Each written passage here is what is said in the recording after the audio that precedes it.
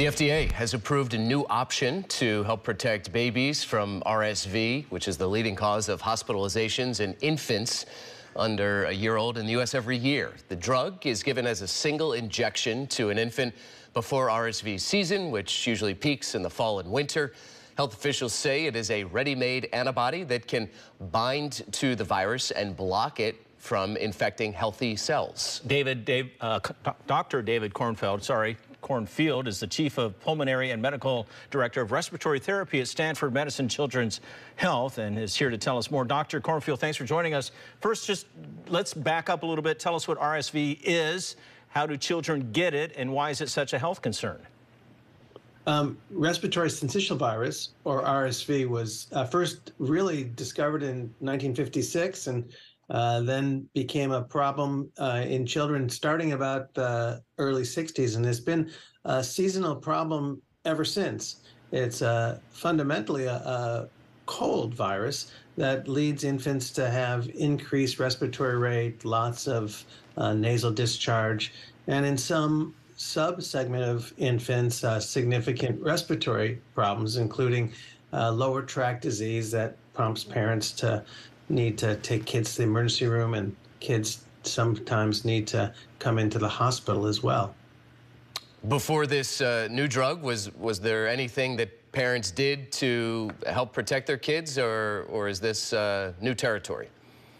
Well, we have had medications available to prevent the infection, and they've been sort of cumbersome medicines because they've needed to be given on a monthly basis. And this is the first medicine that we have available that really will allow for a single passive vaccine to be given and subsequently be able to confer protection against the infection throughout the whole winter season.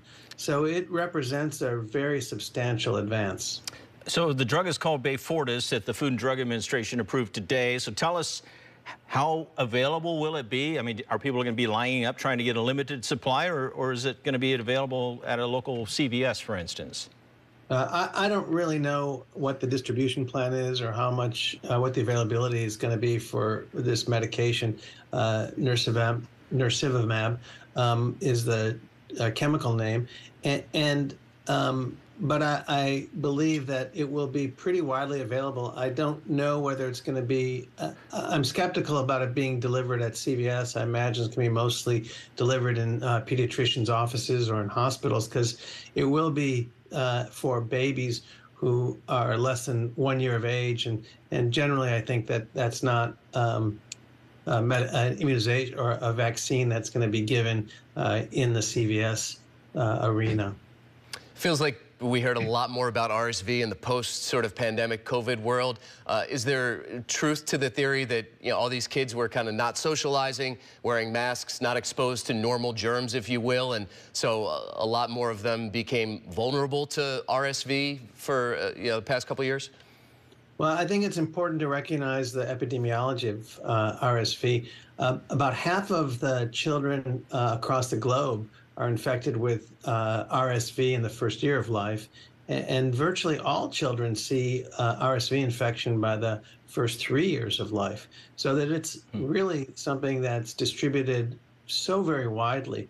And there's little question that during the pandemic, there was significantly less RSV being distributed. In general, there were a lot less respiratory viruses for children of all ages. And we've now seen, since the social distancing has gone away and masks have become far less frequent, there's been a real difference in the distribution of the infection, such that the really regular seasonality that we've seen has changed. This year, as everyone will probably remember, there was a lot of talk about the triple-demic, where there was RSV and COVID and flu. And RSV started far earlier this year than it has at any recorded time in the past. And the changing epidemiology of RSV is likely going to continue, but I suspect that over time it's going to return to its norm, where it's going to be much more predictable relative to when the onset will be. Dr. David Cornfield from Stanford Medicine Medical Health. Thanks for joining us. We appreciate it, and hopefully we'll see a lot fewer sick children as we get into the cold and flu season. Thank you. Yes, that's the hope. Healthier children all the time. Thank you so much. Thank you, Doctor.